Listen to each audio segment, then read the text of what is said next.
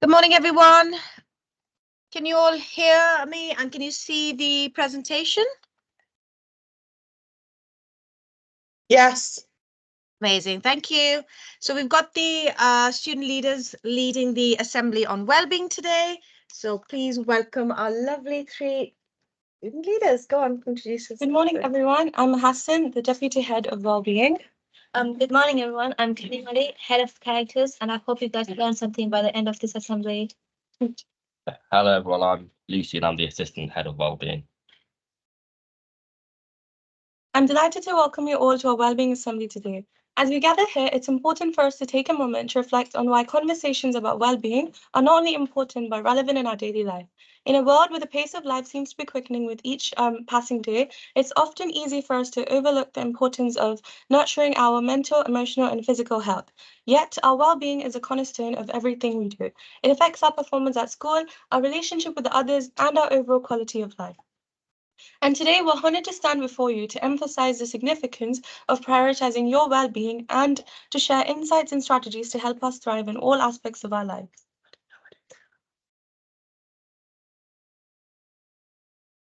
Thank you so much to everyone in sixth form for completing the Google form. All the responses were really detailed and helpful. So we want to start this assembly off with a simple discussion. We have three questions. What is well-being to you? Is it important, and why is it important? I will start this discussion off with giving my point of view of well-being. For me, well-being is having a feel of satisfaction on myself and my actions at the end of the day. It determines my day or a week for me, so it is very important for me. Now, I want you guys to think about these three questions, please. So well-being is not just having strong physical health and not being ill. It also extends to other factors about yourself related to your mental, social, and emotional health. Well-being is closely related to your satisfaction in life. And in 1984, as you can see, well-being is broadly put into three categories: what you need, what you prefer, and how you feel. Well-being stems from your thoughts, actions, and experiences, areas largely within your control. For instance, cultivating positive thinking often correlates with an enhanced emotional well-being. Nurturing meaningful relationships tends to bolster social well-being. Conversely, experience from job loss or dissatisfaction can lead to diminished workplace well-being. These instances illustrate the breadth of well-being and the diverse forms it encompasses. I want to ask you guys, do you know the percentage of the likeliness of one child or teen experiencing mental health problems every year? Could you be able to give the answer in the chat, please?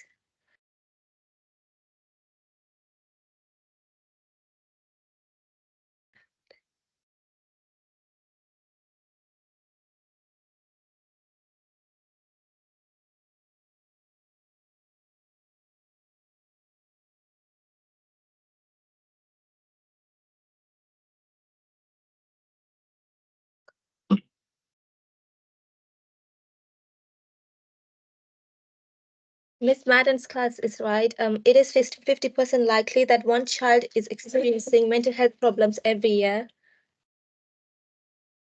To dig deeper and get a better understanding, here are the 5 different aspects of well-being and how they really affect our mental health. Firstly, emotional well-being. This is all about managing stress, finding ways to unwind, being resilient when things get tough, and giving ourselves some love. It's important and it's okay to prioritize your emotional health first.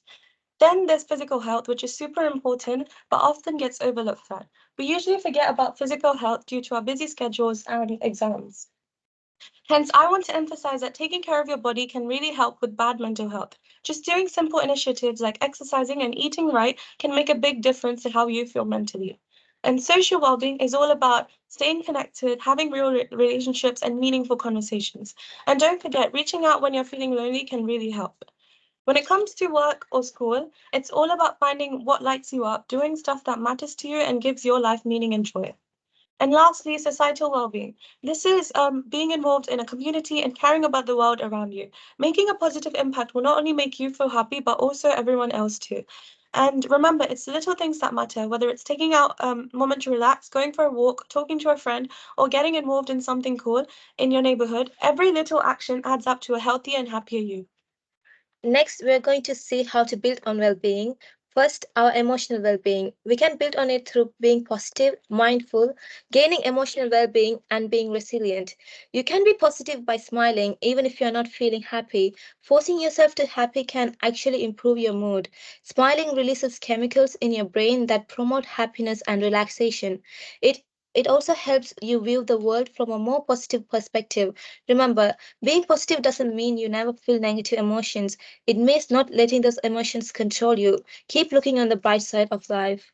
Next is our physical well being. We can build on it through good diet, detoxing body, self care, and simple initiatives like exercising. And just like Mahasin said, it's often overlooked due to busy schedule. But I want to emphasize that the first step for you to improve your well being will be by building on your physical well being. Next is our social well being. We can build on it through practicing gratitude, building meaningful and useful social connections, managing good relationships, knowing and understanding the barrier between the real world and social media. Striking a balance between technology and real life connections is paramount to fostering meaningful relationships, empathy, and emotional well being. Next is workplace well-being. We can build on it through practicing oh sorry. Next is workplace well-being. We can build on it through maintaining the balance between work and life, finding your purpose and doing what you like. When we find our purpose, we are more energized and resilient to work-related stress and setbacks. This reduces absenteeism and it impacts on organizational productivity. Last is our societal well being. We can build this through living for your values, making positive impact on others, and being kind. When you make positive impact on others' life, you are less vulnerable to anxiety and depression and have higher self esteem, empathy, and trust towards others. In other words, meaningful relationships also generate a positive social and emotional well being spiral. So there are many ways to maintain your well-being, but the five main ways are reframing and helpful thoughts, being in the present, getting a good amount of sleep, and living a healthy life.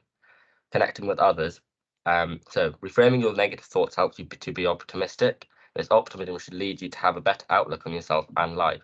Proving that maintaining well-being, being in the present, helps you to not stress over what the future may hold and will reduce your possible anxieties. Getting a good amount of sleep ties into living a healthy life and can help you manage stress/anxiety better. And living a healthy life finally helps you to keep motivated and feel better about yourself. Finally, connecting with others is a great way to de-stress and get rid of your anxiety you may have. It is a good way to get it out of your system.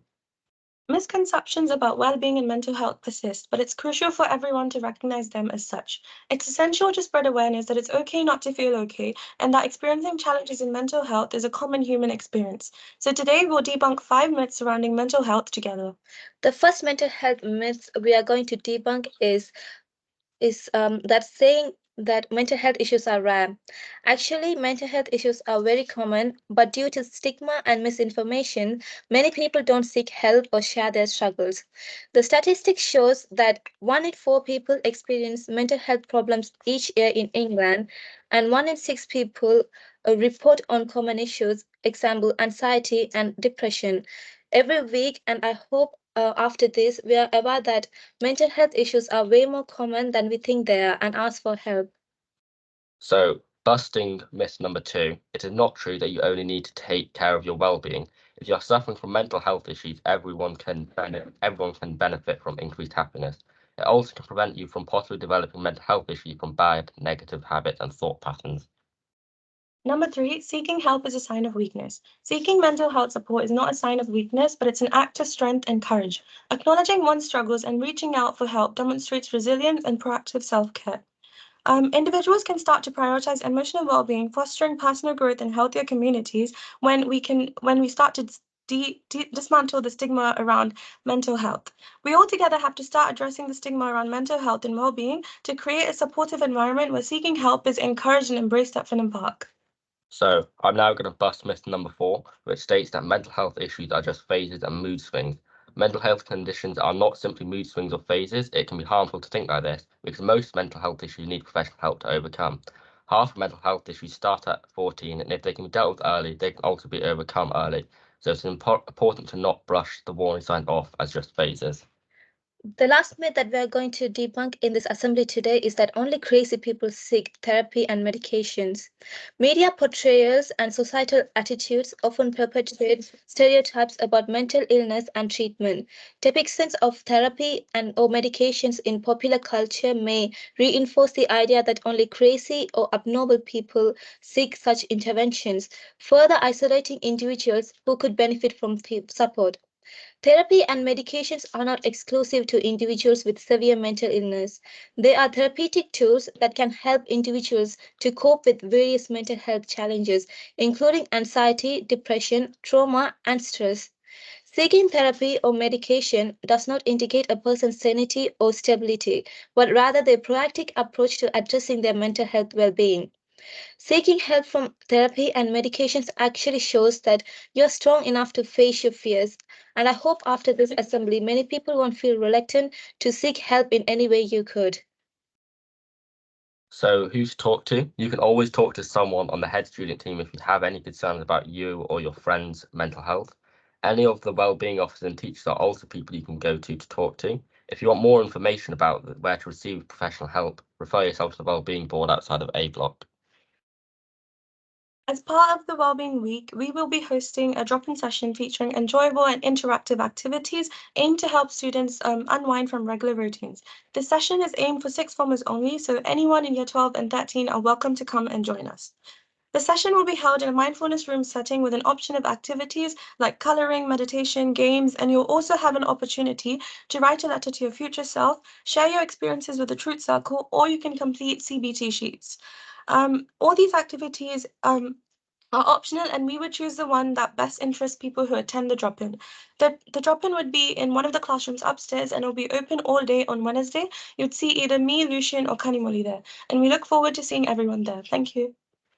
To conclude this assembly, we have a small brief task for everyone. Following this assembly, you'll have a chance to take a moment to express gratitude. Turn to someone in your mentor that you feel comfortable talking to and share 3 things you're thankful for. Listen to their response and reciprocate. This activity could serve as a positive beginning to this week. Thank you for listening. Thank you for listening to our assembly, guys, and we hope you guys learned something by the end of this. And I really hope you talk to someone if you're struggling with anything. If you guys are comfortable talking to me, please do talk to me or email me, and I will try to help as much as I can. You can also always talk to Mahasin and Lucian as well. And once again, thank you for listening. Hi, mentors. Thank you very much, leadership team, for that. That was excellent. Thank you. Hope you can hear me. That leads beautifully into the presentations that the students have put together for you to deliver for the rest of the week, which are on the Learning Mentor programme. Just one quickly from me, the email that Mr. Bishop sent out with the student voice questionnaire. If after the short activity that the student leadership team have just asked you to do, you could put that up on the screen and ask the students in your mentor groups to do that, that'd be very, very much appreciated, because Mr. Bishop would like that information. Thank you very much and have a great rest of the week. Take care. Bye-bye.